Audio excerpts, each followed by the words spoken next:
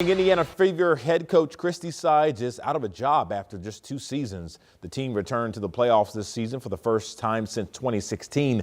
In August, Sides became the first coach in franchise history to be named WNBA Coach of the Month. In her 2 years as head coach, the Fever had a 33-47 regular season record.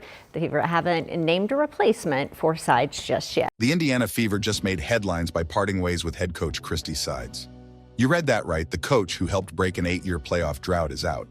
And while it may sound shocking, there's a reason for this bold move. The Fever aren't just satisfied with good enough. They're aiming for greatness. With rookie sensation Caitlinclark turning heads, breaking records, and becoming one of the most electrifying players in the league, the Fever know they're sitting on something special. Add powerhouse Aaliyah Boston's unstoppable force in the paint and the scoring ability of Kelsey Mitchell, and you've got a team with championship potential. But talent alone doesn't build dynasties. The Fever want a coach who can bring all these pieces together and make history in Indiana. This coaching position has now become the hottest ticket in the WNBA, a role every coach in the league would want. Why? Because the Fever have everything lined up for success: a stacked young roster, serious cap space for signing big names, and a city ready to rally behind their team. Indiana isn't just looking for a coach, they're searching for the architect who can help write the next chapter of WNBA history.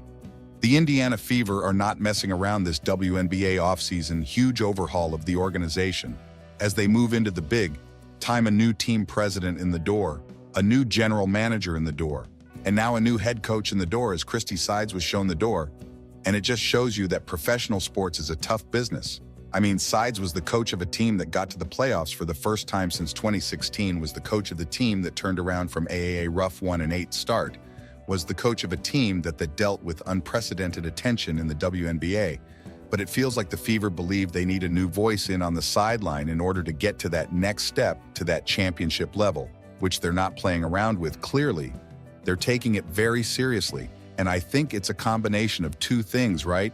You have new management who comes in, and generally new management wants to select a GM and a coach. The GM's already been hired now. It feels like a new coach, or we know a new coach is on the way. Imagine what this franchise could achieve. The Fever are setting the stage for a new era, one where Indiana could once again be at the center of the basketball world. They're not just aiming to make the playoffs, they're setting their sights on championships. This is about building a legacy that fans will remember for years to come. So, who will be the one to take on this challenge? Who's ready to lead this team of stars to their full potential? We'll break down what led to this stunning decision, why the Fever are so determined to aim high, and what the future could hold for Caitlinclark and her teammates. Before we dive into all the exciting details, take a moment to support the channel by hitting the like button and subscribing. Joining our community means you'll stay updated on the latest WNBA news, expert insights, and deep dives into big moves like this one. Don't miss a beat as we cover every angle of this major shakeup. So go ahead, show some love, and let's get started.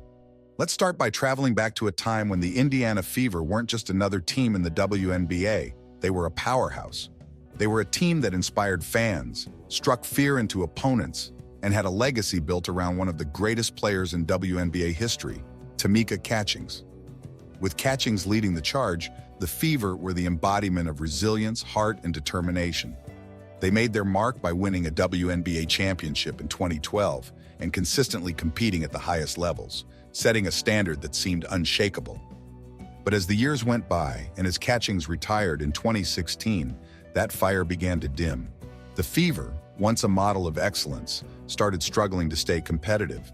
They had entered a rebuilding phase, which in professional sports means investing in young talent, trying out new strategies, and hoping that each new season would bring back that old magic. Unfortunately, for the Fever, these rebuilding years stretched on longer than anyone expected. Season after season, fans watched as their team missed the playoffs, losing more games than they won and falling behind the WNBA's top contenders.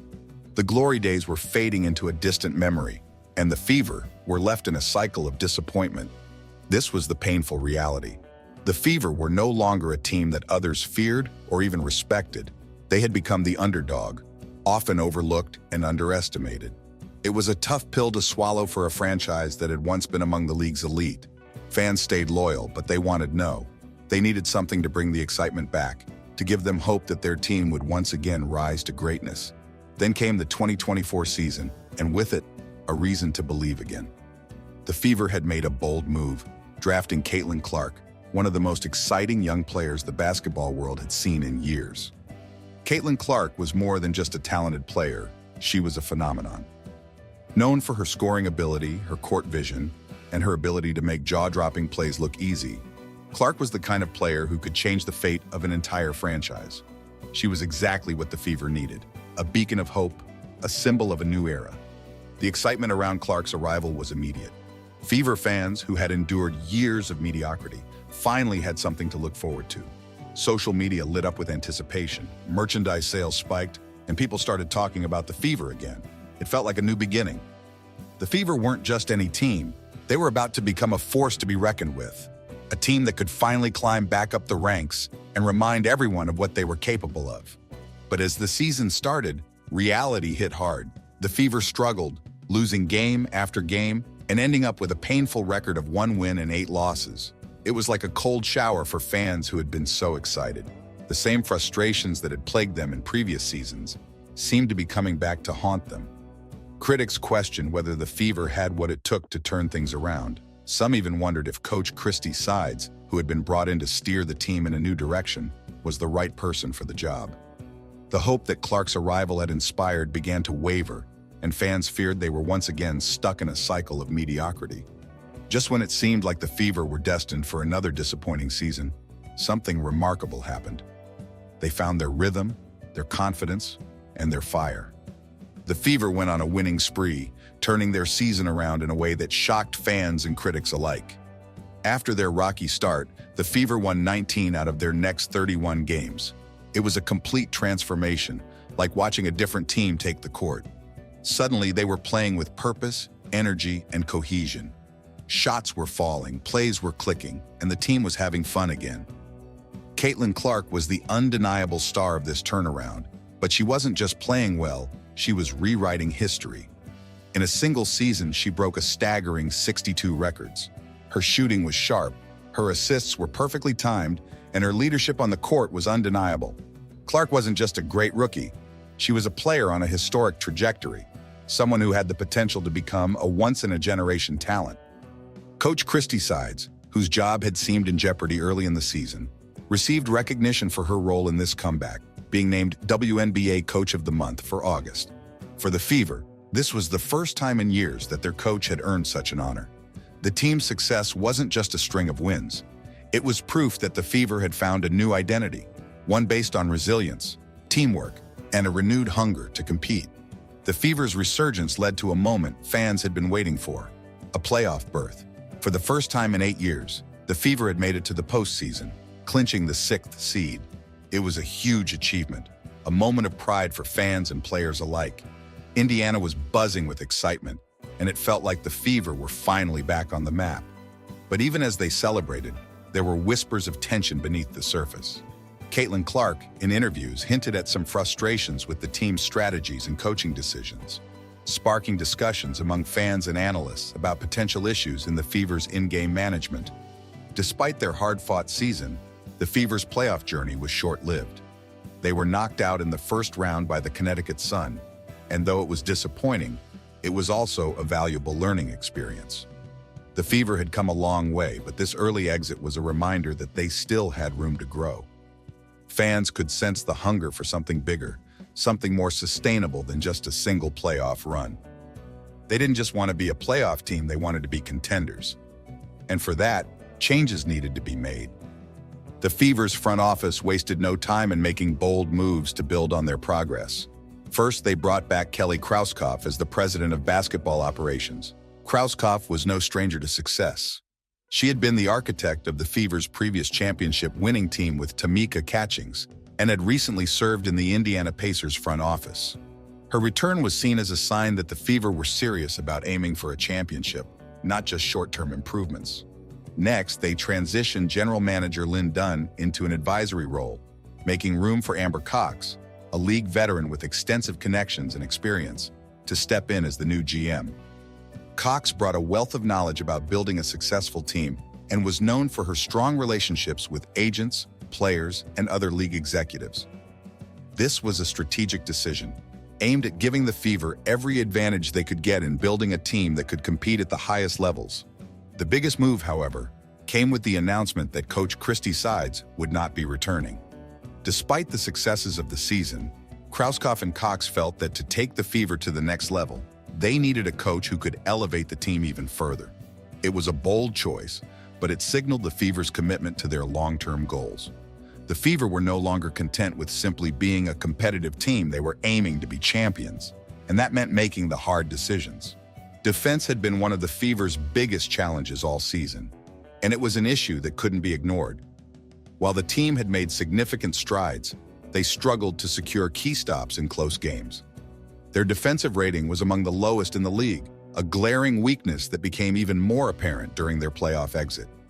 In the WNBA, where defense is often the difference between winning and losing, the Fever knew they needed a coach who could help them tighten up on that end of the court. But it wasn't just about defense. It was also about maximizing the incredible talent they had in Caitlin-Clark. Clark had an outstanding rookie season, but the Fever wanted a coach who could help her reach even greater heights.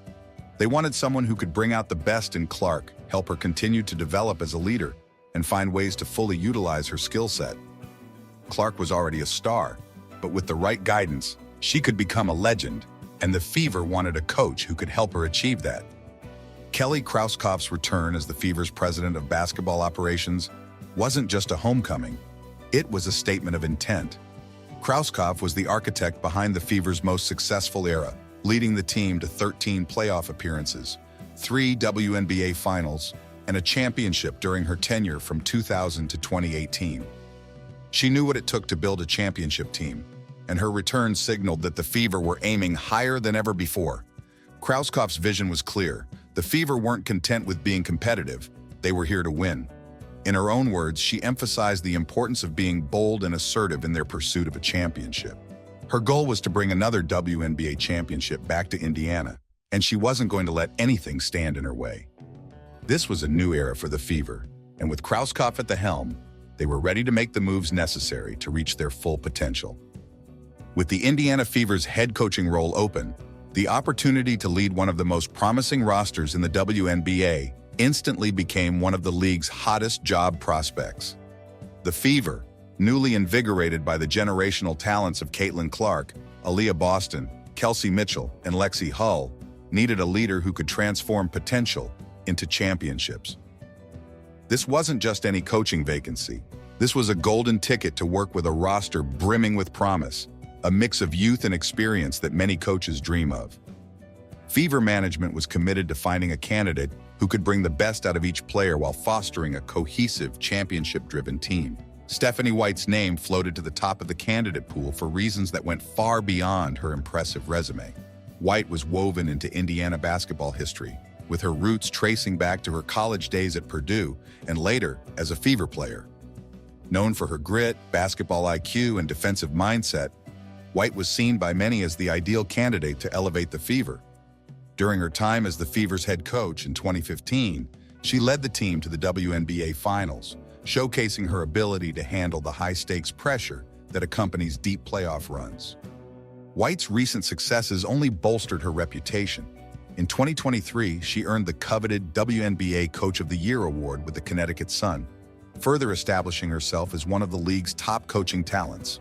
Her defensive strategies, honed through years of experience, were seen as a perfect solution to the Fever's defensive woes. Indiana's defensive struggles were one of the main issues that plagued the team's playoff push in 2024, and White's emphasis on strong defensive principles could be the key to unlocking the Fever's championship potential.